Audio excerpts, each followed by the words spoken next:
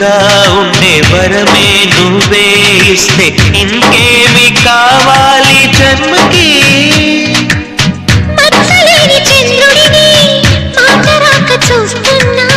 వరస కాని బంధుని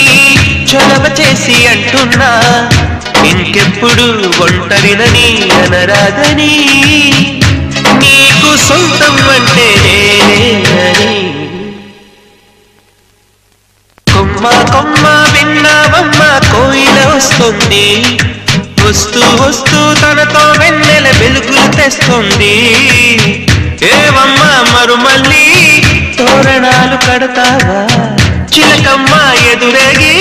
స్వాగతం